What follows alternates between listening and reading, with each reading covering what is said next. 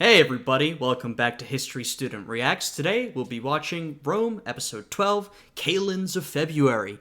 This is a very exciting day. Today we will be watching the final episode of Season 1 of HBO's Rome. It has all been building up to this point. Last episode we saw the breakdown between Brutus and Caesar.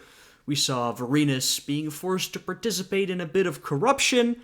And then we saw Vorenus stepping in to save Pullo's life.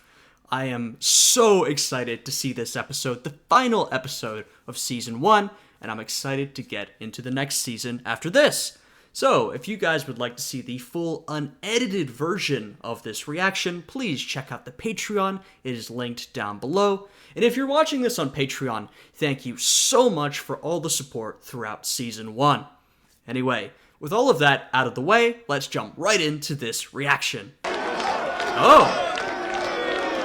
Really?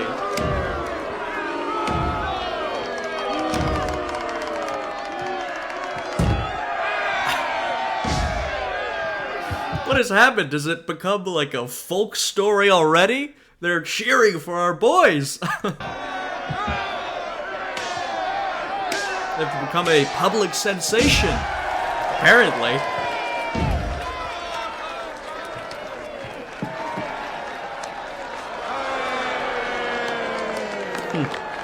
It's quite good, but they're far more handsome in real life. Oh. Okay, very interesting. You know, I did not expect that turn of events. Not only did Vorenus step in to rescue Pullo, making quite a show, I will admit, but now it's a story that's being passed around and repeated. How about that? Oh. What are you doing? Sorry, sir. I'm just taking your likeness, sir. Taking my likeness? What do you mean? Speak, thief!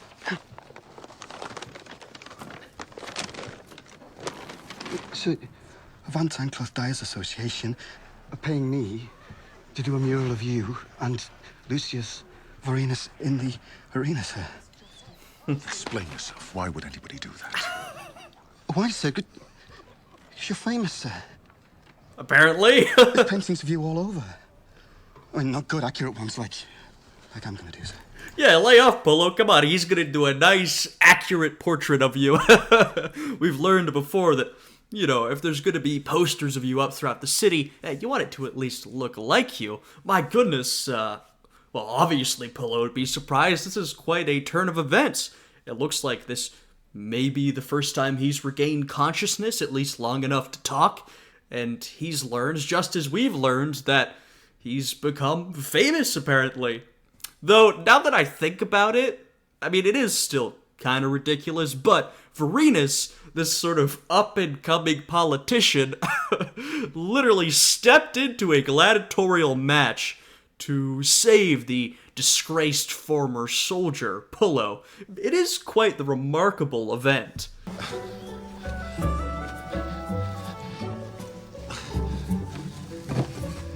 Is this a good idea? Can you stop making bad decisions? I'm not too confident in Pullo's decision-making faculties at the moment.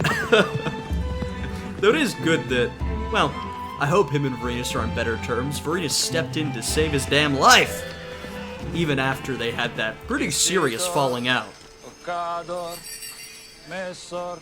Hey, there he is.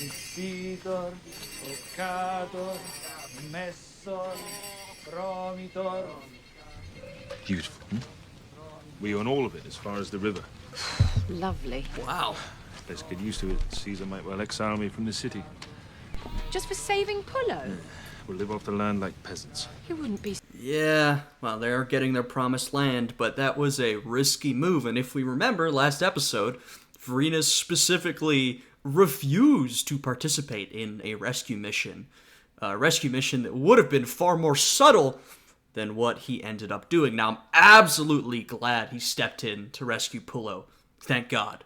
But he might have gotten himself into a lot of trouble in the process. How long like this? Till the priest rings his bell. Quite a ritual. Do help me. Good earth, this. It's wetter. Dark, loamy, not much clay. You can grow anything in soil like this. Where should we build the farmhouse? That ridge over there, close to the water and wood. Good command of the valley. In case we get attacked by ghouls. You never know.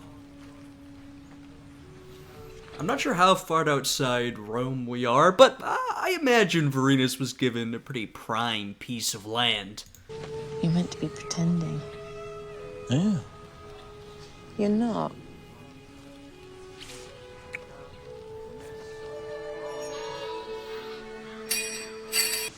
You'll never guess. We'll never guess. Pullo ran away from the hospital. What? Some carters found him lying half dead by the Appian. He asked to be brought here. Here? He's inside. Oh no.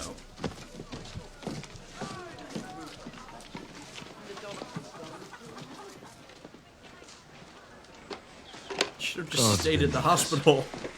He should not have been on his feet, never mind on a horse. All his wounds have opened up, fresh as flowers. Stupid thing. I've given him hembane to dull the pain and immobilize him. If by any chance he lives, he shouldn't move on any account for at least 10 days and nights. I'll send him back to the... Oh, he's in a wretched state. Varenus stepped in to save him, but we must remember Pullo is not doing well. I mean, obviously his mind is clouded, but his decision-making has never been good, even with a clear mind. I don't know what is going to happen with him. You know, I'm shocked Pullo has managed to make it this far, though he is currently dancing on the edge of life and death, so I guess we'll see. The country as soon as he's mobile. He won't cause any trouble, not like this. Lucius Varenus, sir. What are you doing here? Where am I? Rome, in my house. You should be in the hospital at Avernum. I miss all the fun. Why am I tied up? What fun is that? We're famous, aren't we? Heroes. God. Songs, plays. They always say, don't let the fame go to your head. Everything instantly goes to Pullo's head. It's on walls, eh? It's a damn foolish fuss. What of it? You are a slow one, you, aren't you? Women. Women. They like nothing better than a man with a big name. You were lucky to be breathing. Even if you survive your wounds, Caesar will probably throw you back in the arena, and me with you. Yeah. Do you think he'll do that? Throw us back in? I'll find out tomorrow. I've been summoned. Oh? Women, he says. If you took a woman now, you'd come apart like an old sack. Well, they're getting on again. The two boys back together. You love to see it. You know, there's been some strife in their relationship, and, you know, Pullo in particular has made some unwise decisions, but, you know, hey, they said that act that Varenus committed, jumping in to save him, was an act of brotherly love, and there it is. And they do still have that strong friendship, that strong bond, but who knows what will happen? What will Caesar do to them? I mean, they've gotten in a lot of trouble so far, and Caesar has kept them along for the ride because, at least the way they described it, is Caesar believes in one way or another they are blessed by the gods. Well, actually blessed by the writers of the show, who don't want to kill off their main characters, but you get the point. I imagine they'll make it, but who knows? I guess we'll have to see.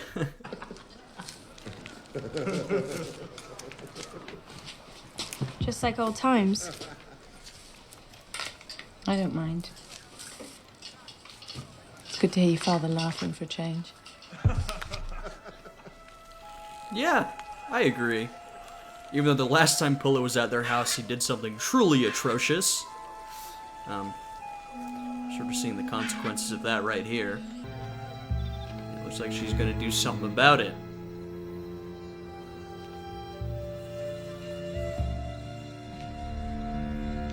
And, you know, I don't know if murder is the solution to murder, but look at her position. Enslaved, you know, before Pullo and then enslaved by Pullo.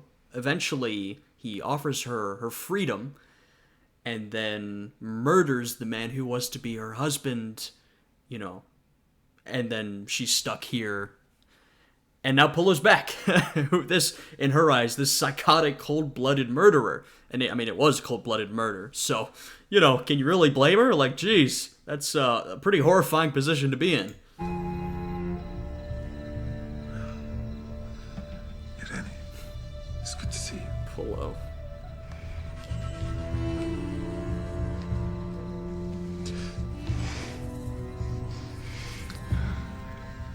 Fair enough. Well, there you go. Fair enough. He sees it.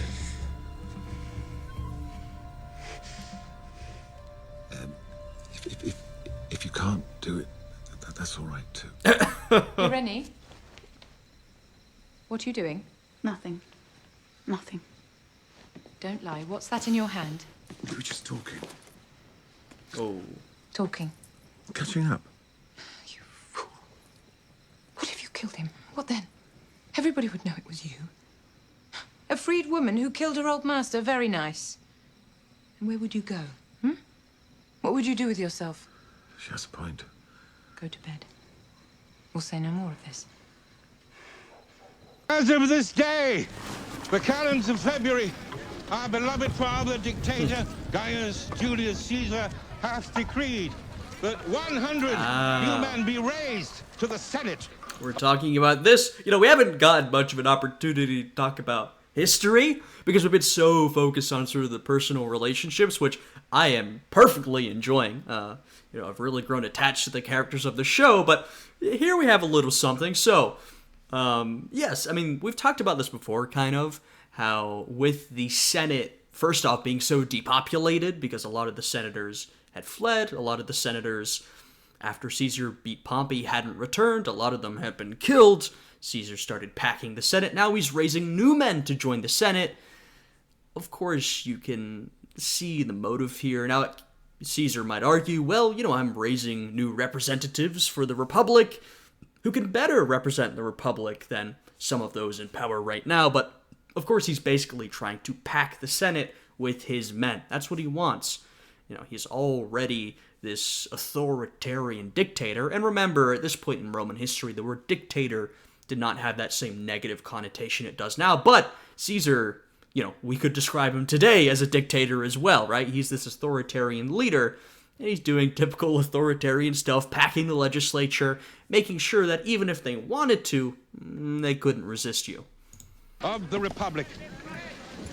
The third day before Nones, a public banquet will be held to celebrate those senators. Slaves and freedmen are not eligible. Any repetition of recent disorders will be punished with severity.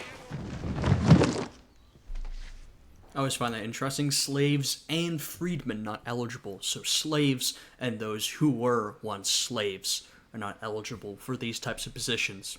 Interesting. But, I mean, shall divert common. the river here. That's not unusual.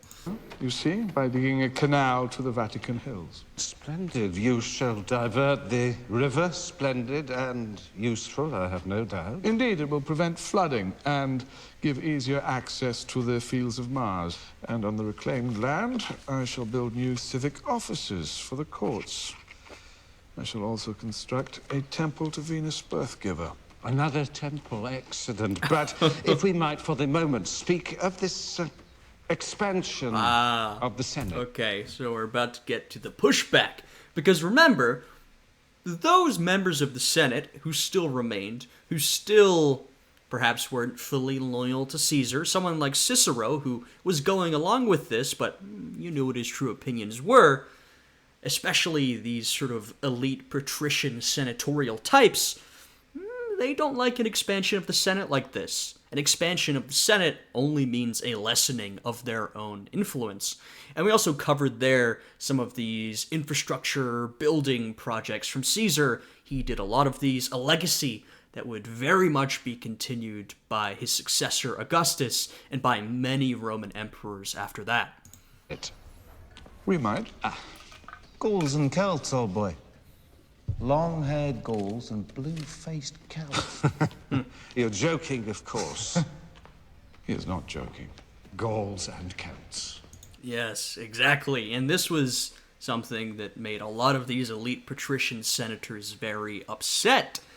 And once again, this is a trend that will continue long after Caesar is gone. We're talking about the expansion of political power outside of Rome, outside of the Italian peninsula, and also the expansion of Roman identity. So what we see here are senatorial positions offered to, well, like they're saying, Gauls and Celts. We're mainly talking about Gauls from Caesar's Gallic conquests. Now, keep in mind, these are very Romanized Gauls. But if you're an elite Italian patrician in the Senate, you still have a big issue with this.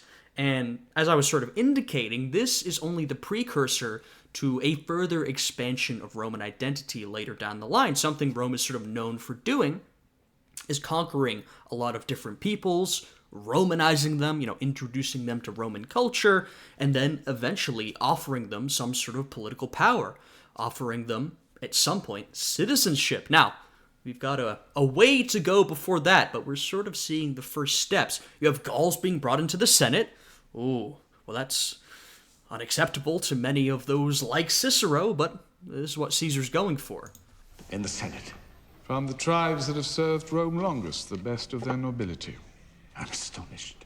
Good. Astonishment is my intent. Here comes the hero of the hour. Uh-oh. What, no wreath of oak leaves? Shh. Okay. Well now, Varenus, what am I to do with you? Defying my express orders, you dared interfere in a legally sanctioned execution. An act of gross criminality and disobedience. I humbly apologize, sir. No excuse. You present me with a dilemma. Typical Varenus. Gets himself into a lot of trouble. Brought forth. No excuses. He doesn't even really bother explaining what happened. Varenus just gives you, well, I'm sorry, and that's it. On one hand, it might make it a little harder to let him off, because he is not advocating on his own behalf. On the other hand, there might be something a little charming about his sort of humble approach. I will accept the consequences of my actions. I guess we'll see how Caesar takes it. By right, I could have you thrown off the Tarpeian Rock. But the people, simple souls that they are, have made great heroes out of you. If I were to punish you, the people would be made extremely angry.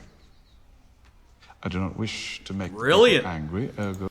So Varenus may be saved by the adoration of the people. As we know, Caesar, and I've mentioned this many times before, he always had a finger on the pulse. He was always paying attention to popular opinion. Now, frankly, as he became more authoritarian, I think he lost touch with the people a little bit, but what they're showing here is that he still pays attention to that popular opinion, though I'm not sure if he would talk about it this openly and plainly, even if that's what he was thinking of. So I cannot punish you. If I cannot punish you, I must reward you, else I shall seem weak. Listen to this now, Cicero. By popular acclaim, I shall name Lucius Varenus a senator of Rome. Whoa! Whoa. Good, eh? Now you're all astonished. That's quite a step. Varenus, you look like you've seen the Gorgon. Excuse me, sir. I'm stunned. What do you say? Will you speak for your people in the Senate? I'd be honored to do so if you think me worthy. This is quite a big move, and like Caesar said, he has to reward him or he will seem weak. This is Caesar swinging his power around, I'll put it that way. This is Caesar showing, I can do whatever I want. I have complete power here over Roman politics, over the Senate. If I choose to do something, I can do it. There's none worthier. You shall make an excellent senator. Very touching. For the first few weeks, you will stay close by me. Learn the drill? Thank you, sir. Forgive me, but really, I must, as a friend, I must protest. A lowly Yes. pleb in the... There you go, and there it is. So, I talked about how Caesar wants to bring Gallic nobility into the Roman Senate. So, there was sort of an issue of identity and ethnicity there. They do not accept these lowly barbarians, though they may be noble barbarians, as true Roman senators. And when I say they, I'm talking about these elite Roman senators of the time. And we see the other dynamic, the class dynamic here. These senators are overwhelmingly patrician elites, and so they do not take kindly to someone of the lower classes, aka a plebeian, being put in this position. So there's a couple of dynamics about why the current Roman elite is upset about Caesar expanding the Senate. Senate, that's going too far. No offense to you, Varenus. I do not wish to jump in any arenas, Cicero. I must please the people in some other fashion. Build yet another temple, kill someone. The people are easy to please, not this. I wish the Senate to be made of the best men in Italy, not just the richest old men in Rome. Yeah, and so if you look at it from Caesar's perspective, because, this is a sort of blatant authoritarian power grab, Caesar showing off his own power, but, there's absolutely a way to justify this sort of ideologically, right? We talk about sort of the more conservative elite opinion versus Caesar, though he is quite authoritarian and I think becoming a little more detached from his populist roots, he comes from that populist perspective. And so he would argue, as he's pointing out here, that he wishes the Senate to be made up of the best of Rome, not just the richest old men from the elite families of Rome. He wants to expand it. He wants to include people from the lower classes. He wants to include people from the other provinces, even newly conquered provinces. And so that is the sort of more populist argument he would make, as opposed to the more conservative, sort of moderate to conservative status quo argument that someone like Cicero represents, at least in this case. An intriguing notion.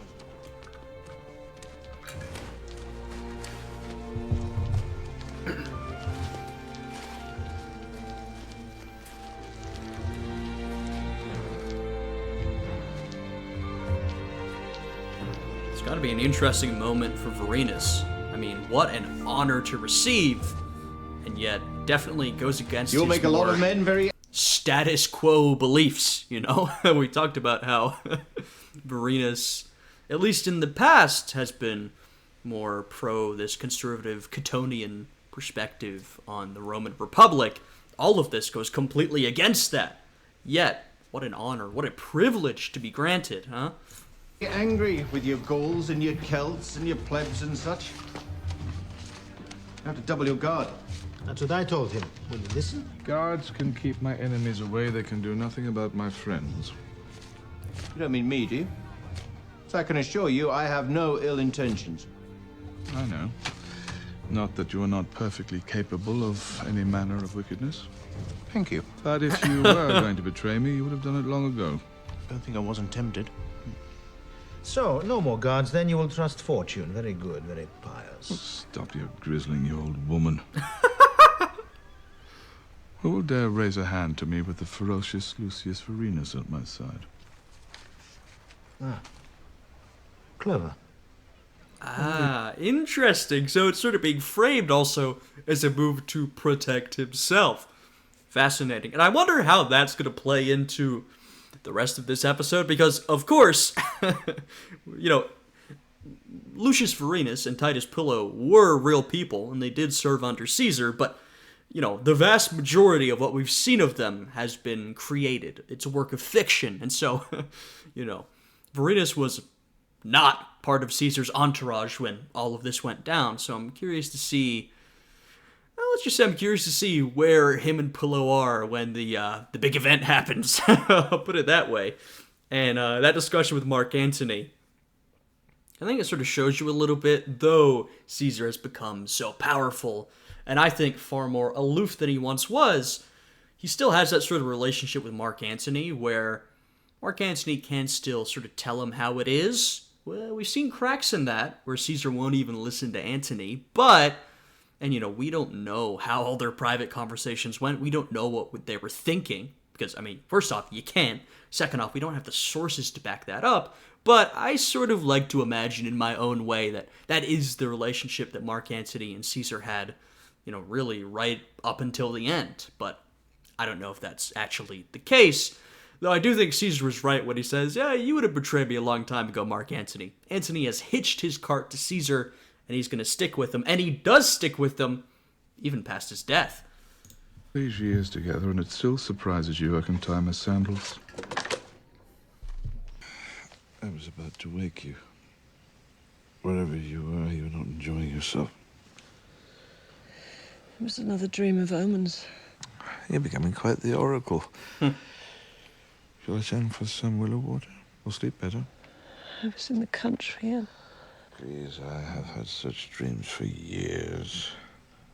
Bloody rain, black dogs, hooded ferrymen for years. Here I am, still alive and well. Never had such dreams before now. And, coming up to the end of Caesar's life, she did have such dreams, and they very deeply concerned her as she let Caesar know. So perhaps it was an indicator of what was to come, perhaps a coincidence, perhaps, she might have sort of sensed something bad was happening and that made its way unconsciously into her dreams, or perhaps this is embellished by those Roman historians. We really don't know, but this is what the historians tell us, that she did have such dreams that foretold a dark fortune.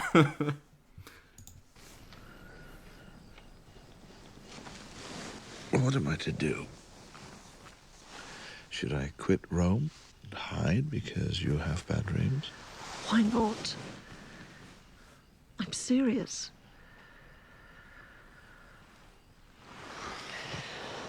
Are you not weary of this toil? I am. And maybe I'm speaking too soon. We might get to this throughout the rest of this episode, but I'm going to say it now because we actually haven't covered too much at all about the conspirators themselves. That's been sort of mostly left out of the show. So it might be worth adding a little bit of context here. It's not like Caesar knew nothing about what was happening. In fact, there was one individual who did warn him, sort of rather vaguely, that something bad was going to happen.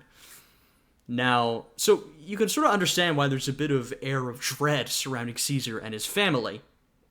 But I think in real life as well, Caesar sort of took this attitude, which was, well, what am I to do? I hear about assassination plots all the time. My life is constantly under threat. Do I leave Rome? Do I hide away? No, that's not how I made it to this point. Caesar had faced danger throughout his entire life. He was not one to hide.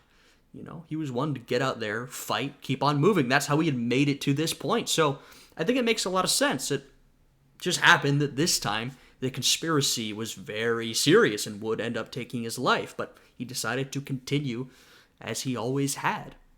And one of the reasons that news or, something had leaked about the conspiracy, by the way, and we might actually get to this, was because the conspiracy was very large.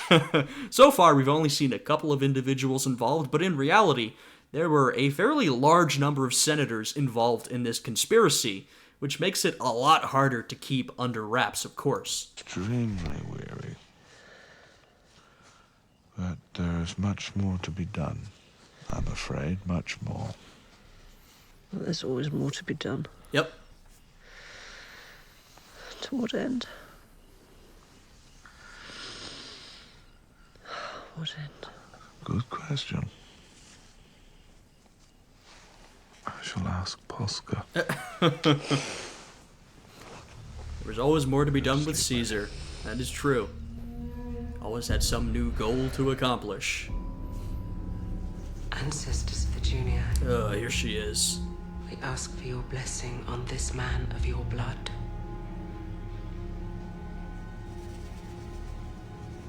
Let his arm be strong. Let his aim be true. Let his heart be filled with sacred rage. Yeah, I mean, I have grown to, I don't really like Servilia that much, I gotta be honest. And this is separate from the cause of assassinating Caesar. Just take that away, whether you agree or disagree with that. She just seems very manipulative. I feel like she's really manipulated her son, forced him into a dangerous position. She's really not provided the sort of support I think you might hope from a mother towards her own son. And, I mean, they've sort of framed this assassination plot as if it was sort of masterminded by Servilia, to be honest. I mean, she's sort of moving the pieces around, she's gathering everyone together, she's manipulating her son to go forward with it.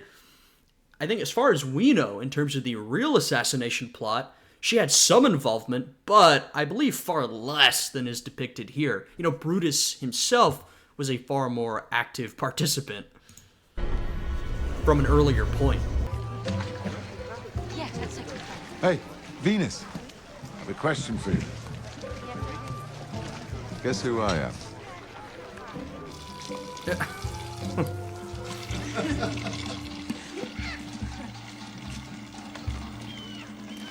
Oh, God.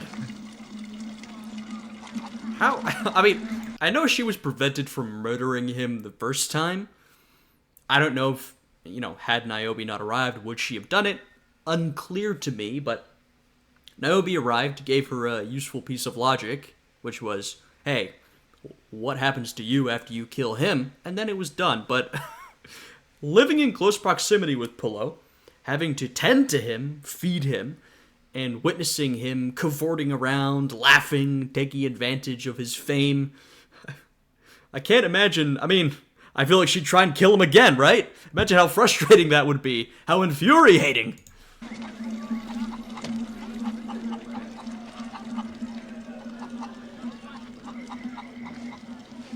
Thanks very much. It was nice to meet you. I can manage from here. It does seem like he is still trying to appeal to her in one way or another. It seems crazy to me, but I don't know.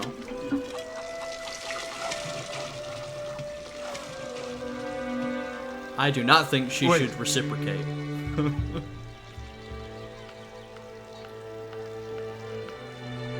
So, where is everybody?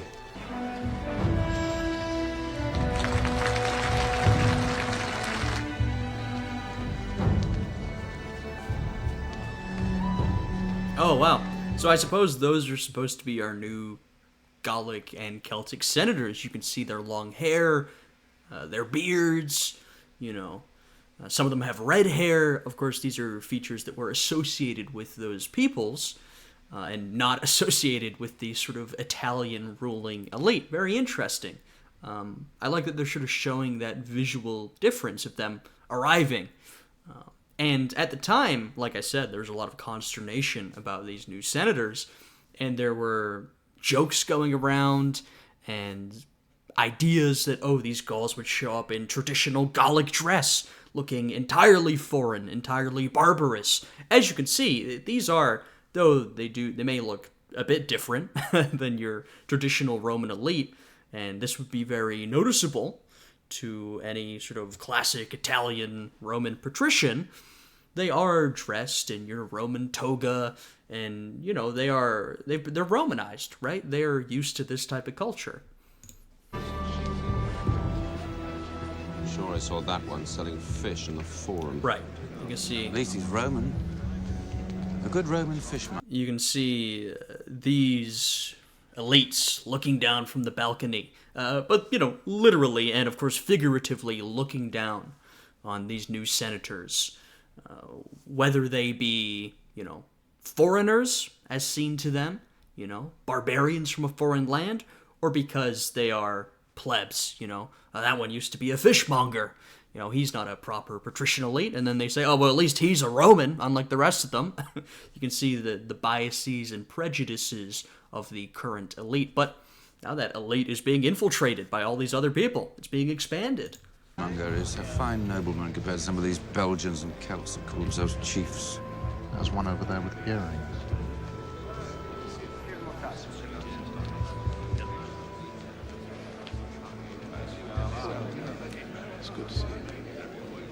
It's the end, eh? The Gauls have invaded. But don't be so glum. They will return to their ghastly mountain hovels soon enough. Caesar will only summon them back when he needs their support for some fresh outrage. The red man shadowing Caesar is the famous Lucius Vorenus, one assumes. Indeed. Affectionate, aren't they? Might be father and son. Caesar would have the humble people think so. That is also a bit of a jab, not at Brutus, but in Brutus's direction, right? He's trying to make Brutus feel even worse because, of course, Brutus had been in that position. Caesar was, in many ways, a father figure to him, and Brutus was a sort of son figure to Caesar. And now Vorenus has taken that position. Now, remember, this relationship between Caesar and Vorenus is invented. This was not actually happening. I think in reality, as time went on, Octavian grew into that position as he became more mature, as he proved himself to Caesar. Octavian really entered into that position of, in many ways, Caesar's son. And he would become his adopted son, but we haven't really seen much of Octavian lately.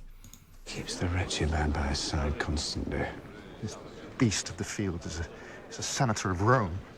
Do not fret so, Casca. We timid subjects of King Caesar must learn to be tolerant. I believe I shall go home and stupefy myself with wine. But don't you all? They're thinking about what to do with Cicero. Do we bring him into the plot? Oh, fool. Or maybe they're just upset with them.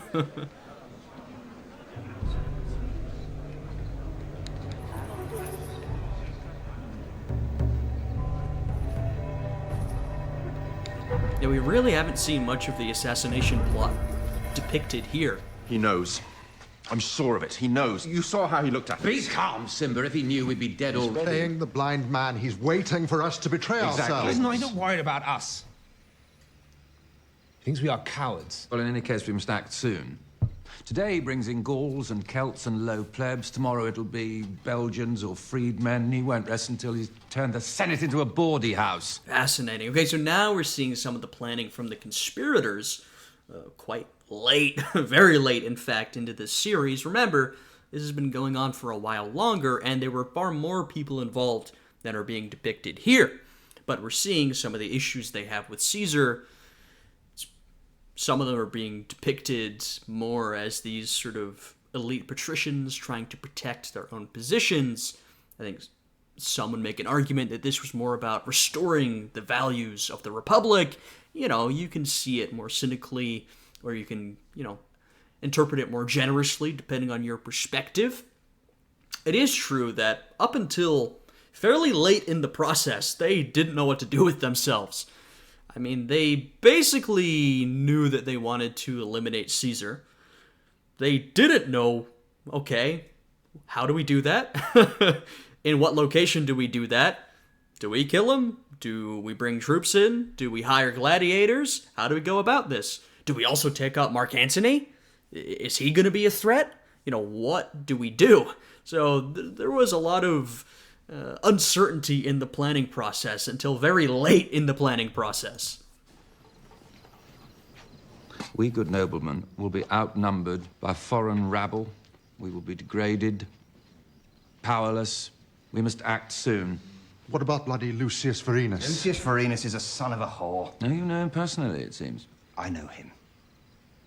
I know him. Who is Lucius Vorenus? You remember, Mother, the low soldier that jumped into the arena to save a comrade? I remember something of the sort. Well, Caesar has pandered to the mob and made him a... Well, I know someone here knows something about Lucius Vorenus. I've just remembered that Servilia knows that secret about his marriage. Yeah, I totally forgot about that. I knew this would come back up. If we remember, in an earlier episode, Octavia, when trying to figure out what was wrong with Caesar from Octavian, learned that, Octavian and Pillow had murdered the man that Niobe was cheating on Vorenus with, and that the child was actually between her and this other man. And Octavia then went and told Servilia for no good reason. And it may be about to pop back up, or maybe not. Senator. And when Caesar is in the Senate, the dog never leaves his master's side. And a fearsome dog it is. So, if we are to reckon... Okay, interesting. And so, like I said, of course, Vorenus was not, actually involved in this, the real character of Vorenus, but this was a real issue they had to deal with, which was how do we take Caesar out with all of his protection, right? I mean, wherever he goes, he's guarded. Honestly, Mark Antony was a bigger concern than Vorenus. Maybe that's who Vorenus is sort of playing the position of here, is Mark Antony. What do we do? How do we separate Caesar from Mark Antony? How do we separate Caesar from the rest of his guard? Not to mention, in real life, Lepidus was part of this. Lepidus has not been mentioned so far. Of course, there are a lot of characters who have been made up here, or who were involved but haven't actually been mentioned. Lepidus was another one of Caesar's men, very powerful. It was, Caesar, Mark Antony, and Lepidus, right? And I'm interested to see if they include Lepidus in the next season, because in the next season, the conspirators, Octavian, Mark Antony, and Lepidus, and Cicero, would by far be the most important characters, so I don't know how they're going to manage to do that, but basically they had a lot to worry about. They had to figure out how to separate Caesar from his protection, and that protection is being embodied in the character of Vorenus here. With Caesar on the Senate floor, we must reckon with Lucius Vorenus also. Kill him as well. What's it matter? He is a popular man. So, I'll kill him. It is most important that we keep the people on our side. Exactly. We cannot kill one of their heroes. Exactly. That would sully the whole business. Only the tyrant dies. Kill Caesar in his bed, then. He doesn't sleep with this man, does he? Not such a bad thought. Interesting. So, once again, we have Servilia playing an important role that I'm not sure she actually played in real life, but she has made the determination about what is to be done. Like I said, there was a question about, do we just kill Caesar? Or do we kill Caesar or Mark Antony? Do we get Lepidus as well? Lepidus was stationed outside of Rome with the garrison, so he was actually even more dangerous. They eventually landed on just killing Caesar. It appears in this scene they've had Servilia make that decision. We could bribe some of his slaves. Buy off his cook? Buy off his taster? Poison him? Gentlemen, this is not some cheap murder! It is an honorable thing that we do. And it must be done honorably. Supposedly. In daylight. On the Senate floor. With our own hand.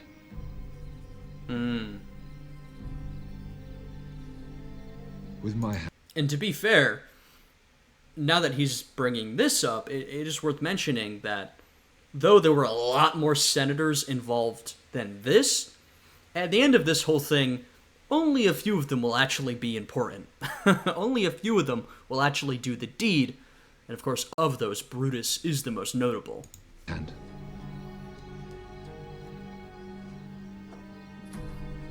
you're right, of course. Forgive me. Well, that's all very well. But how? How?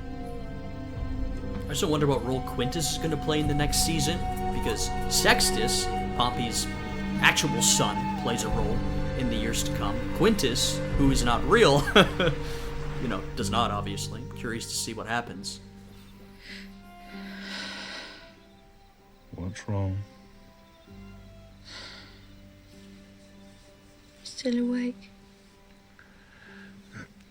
You are worrying very loudly.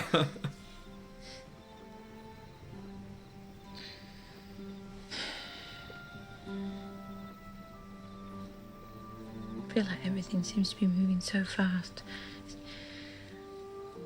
Feels like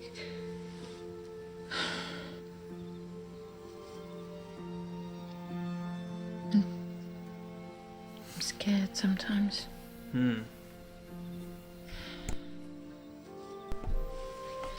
Fair. Honestly, I feel like the show has been moving pretty fast. I mean, it's clear to me that in this first season, they basically wanted to get Caesar from roughly him marching on Rome to the time of his death. And what that means is that, of course, they've had to condense a lot of things. It does feel to me that sort of the whole conspiracy section of this story, the last portion, when we move towards the conspiracy to murder Caesar, it has been going very rapidly. Things have been moving very quickly. Lucius Vorenus. Was that his name? Here it is. The low soldier that Caesar made a senator. Here it is. Was that his name? Lucius Vorenus. Why? I have heard the name before. Oh, no. My dear friend, I regret I have not seen you or yours for some time. Two families as entwined as ours must not be strangers. Would it be convenient for you to come and visit me tomorrow? Great affection, Sevilla. How strange. Is it? Well, why would you want to see me? And I will say, that reminds me of something. Because you think, my goodness, these families are so entwined, even though Attia and Servilia hate each other, and yet Brutus and Servilia are currently planning to murder Julius Caesar, right? Now, a lot of the conspirators, of course Brutus is a good example, but several more of the conspirators, not only did they know Caesar, but they were close personal friends of Caesar, which sort of, it really makes the betrayal hurt even more. And we've been focused far more on Brutus than anybody else, but it sort of does give you that idea that all of these people know each other. A lot of them are very close together, and some of them have these close personal relationships. Now, we saw, the sort of breakdown between Brutus and Caesar, but some of these conspirators had a strong personal relationship, a friendship with Caesar up until his death. So it really is a strong sort of just personal betrayal here, if you take all the politics out of it, right? She hates me. So do I. That's no part of friendship. What is she thinking? Nothing to your benefit. Right. So what will you do? Well, I shall accept, of course. Is that wise? Probably not. Her rage amuses me. Yeah, we can tell. You shall come with me. Why? To be my protector, of course. Who knows what the mad old turtle will do? Octavian, as a protector, he is not a protector in the physical sense, I'll tell you that much. And I'm so curious as to what Octavian's gonna be doing, how he's gonna be next season, because I believe, and please correct me if I'm wrong, that during the actual assassination of Caesar, Octavian was away from the city. And then, of course, he hears the news, and he hears the honor Caesar has granted him, and he comes back. But I do believe Octavian was away at the point of Caesar's assassination. Maybe that's not correct. So I'm curious to see what role he plays here, because I feel like we haven't gotten too much of Octavian in these last few episodes. Why are you dressed so? I'm going to the country. Just for the day. To get some fresh air, stretch my legs. I was thinking of stopping by the shrine of Sacred Racina. Oh. Asking her if she'll forgive me for all the bad things I've done. You think she might? Forgive me? It's a question. Who knows what the gods would do? I mean, look, okay, I knew he was going to ask her to come. I knew it. Like, I understand that he is, I suppose, trying to make amends. And I don't know how this is going to turn out, I suppose they did have a good relationship before that murder, though, she was enslaved by him, so that's pretty coercive. But he literally committed cold-blooded murder. That's pretty bad. I don't know. I guess we'll see how this evolves, right? Alone. If you like. Senate in session today. No assemblies in the vicinity. No gaming. No prostitution. May all the gods bless our sacrosanct father, Gaius Julius Caesar.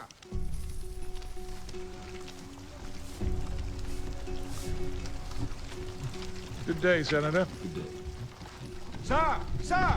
A moment of your time! Read my petition! Caesar! Caesar! Caesar! My dear Attia, how wonderful to see you. Wonderful indeed.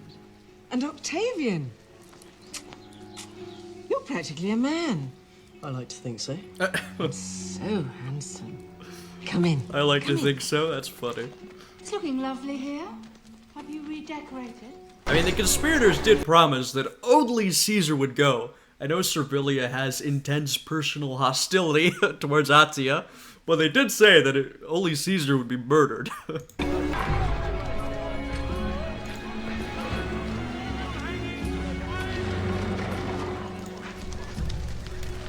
Senator Varenus, I come about your grandson, Lucius.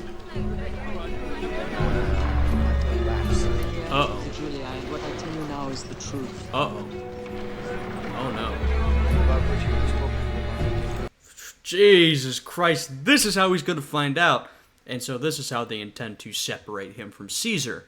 It seems like we're heading right into this assassination. I will say, in all actuality,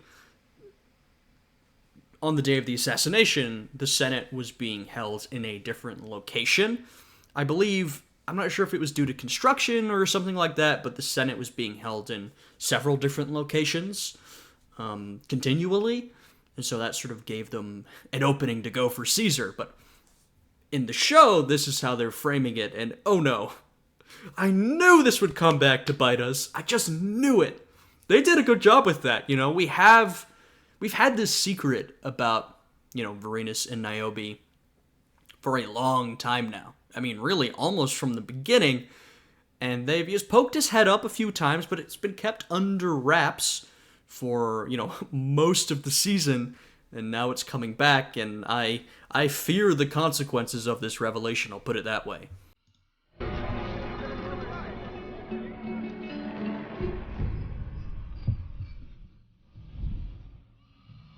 You're alive.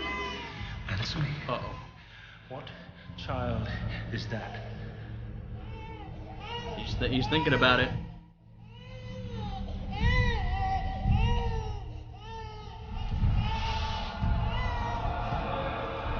Oh no.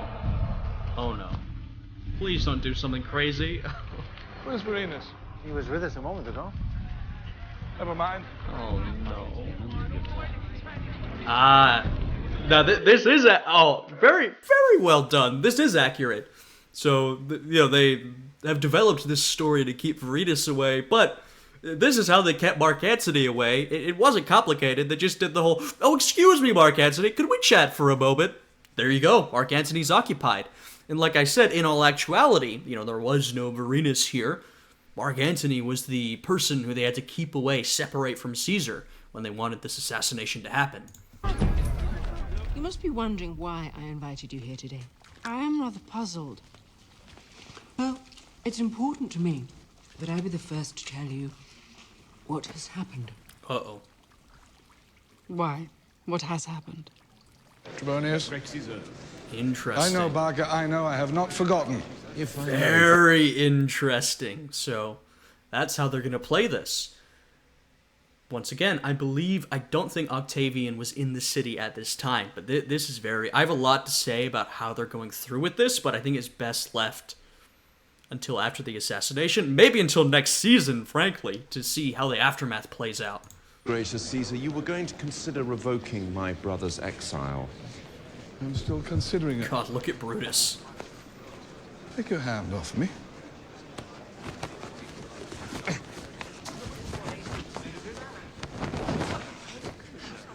What are you waiting for? No! No!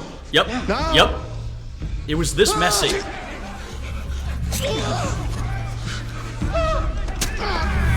Oh, God.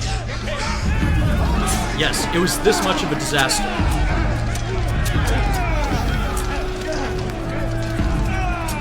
Brutus was in there. Get in there, Brutus. Come on.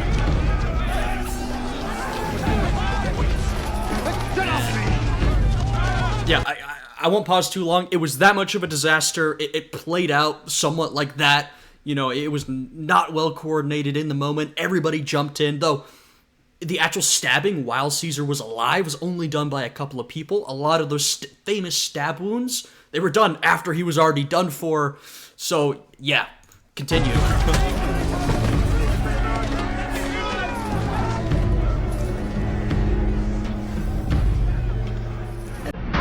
sure Brutus was in there. I can't remember exactly, but he must have been. He was one of those few. Oh no. Oh no. God, Varenus, please don't do anything crazy.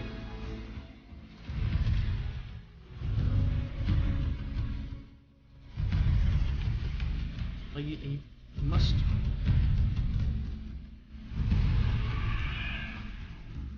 Oh god, it's awful. I think Caesar would have already been dead at this point.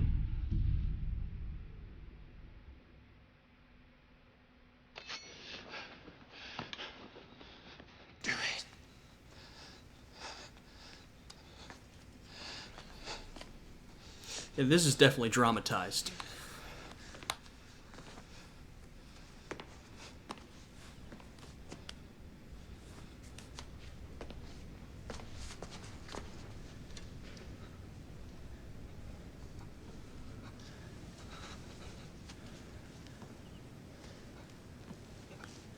Jesus Christ.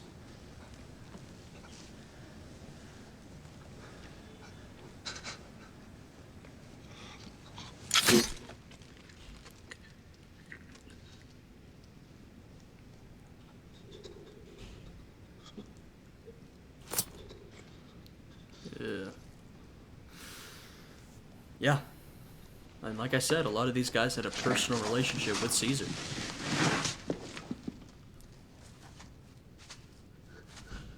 God.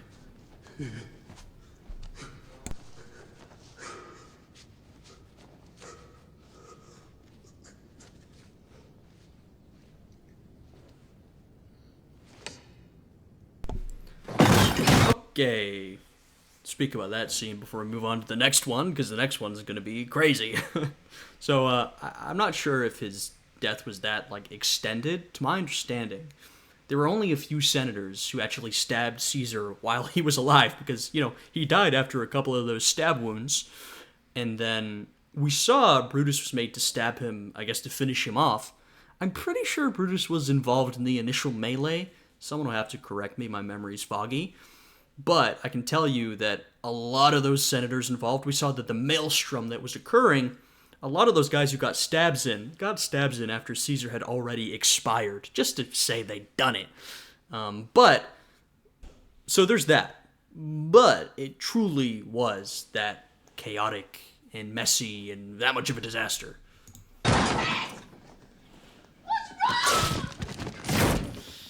Uh-oh. Where is he? Your son.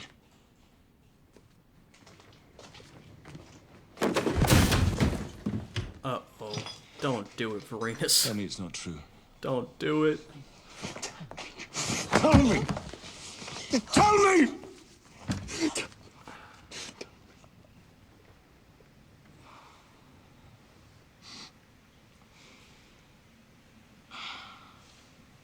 I thought you were dead. Oh, no.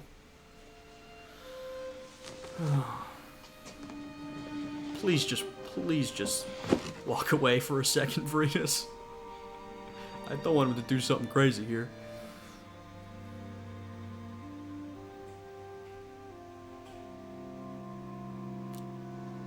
Uh-oh.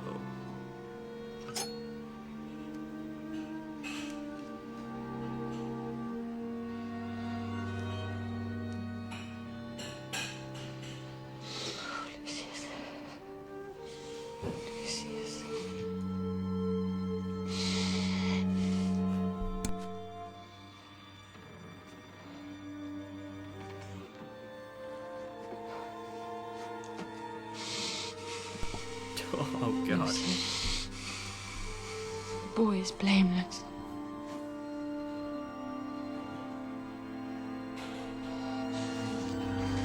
Oh, no. I just knew. You just knew something like that's gonna happen. I was worried Varenus might do it, frankly, but please, she is right. The child.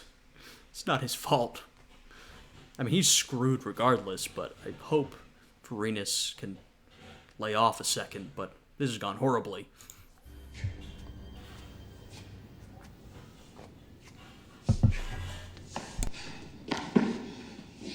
Thus ever for tyrants. Bruce didn't seem to love that. That's, by the way, thus ever for tyrants. Of course, they're referencing Rome's history as a republic, and of course, Brutus's ancestor, his namesake, also named Brutus, had murdered the last king of Rome, transitioning Rome from a monarchy into a republic. So there's a bit of a similarity there, a reference there.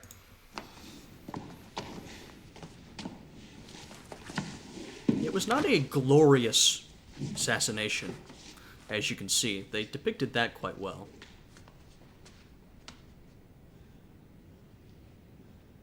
Oh.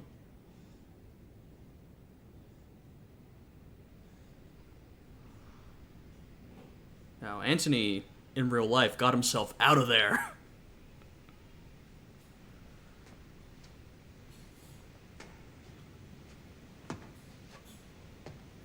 Like, he got himself... yeah. Which was, you know, the thing to do. If you're an associate of Caesar, you should, get yourself removed from the situation before, well, anything happens to you. Though Caesar was the only intended target, as we've discussed.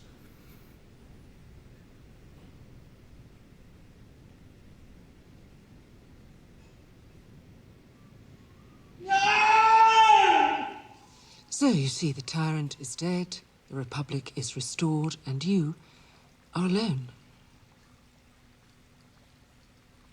Would you like some honey water? I won't. Thank you.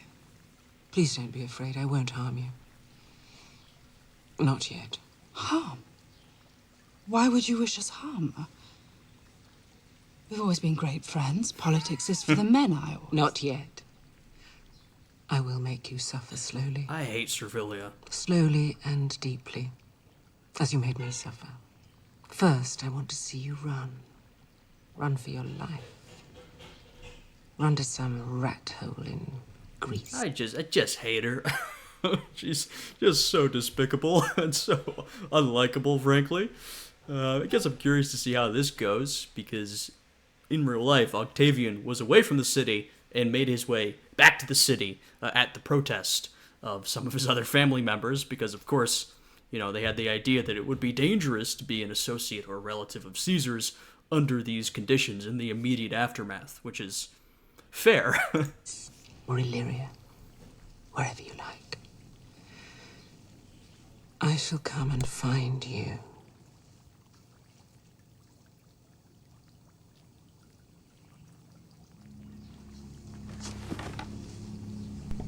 Thank you for the visit.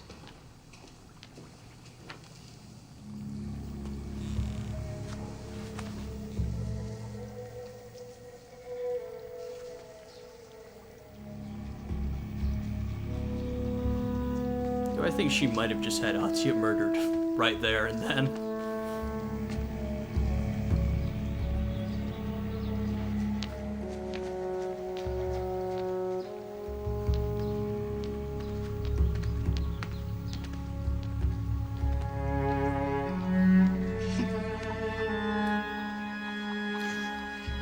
Oh god. Now Varinus has the personal tragedy to deal with. Doesn't even know about the political tragedy.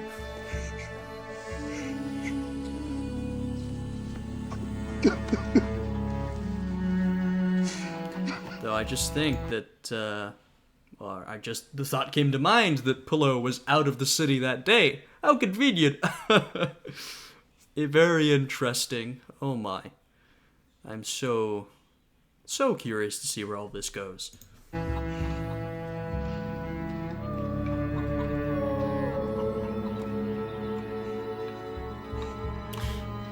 Uh-oh. Oh,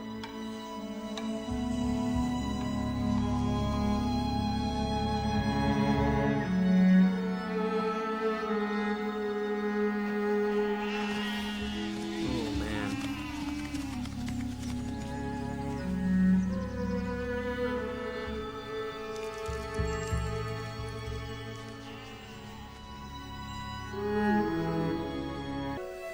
Wow.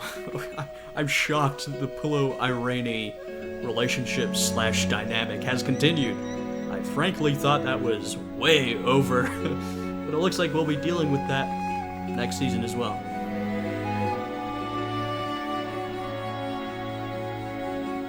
That is how we end. Oh my. Okay. That was quite the end to the first season. Pretty remarkable. Like I said, I felt like near the end of the season, things were moving a little quickly. They were really building up fast. I would have liked to have seen more of the conspiracy, planning the conspiracy. But, so yeah, I thought we sort of rapidly led to the end. But that was quite a remarkable ending. Real bad situation with Varenus and Niobe. I knew it would come back to bite us. I just knew it. I'm really, really curious to see how this continues next season. I thought this one was fantastic. Really enjoyed all these episodes. I think they've done a really good job depicting these characters. Not necessarily just talking about accuracy, right? I do feel it's fairly authentic to the period and the people, but just a great job depicting these characters, building their relationships, all that sort of stuff. So yeah, I think I'll leave it here for today. I have a lot to say about the aftermath of the assassination, but I imagine we'll get a chance to talk about all of that in the next season. So, once again, if you would like to see the full unedited version of this, then please check out the Patreon. It is linked down below. And if you're watching that full unedited version, thank you so much for all the support on this entire season. It has been a wild ride, and it shall continue. Anyway, I hope you guys are having a good day today, and I will see you all again next time. Goodbye.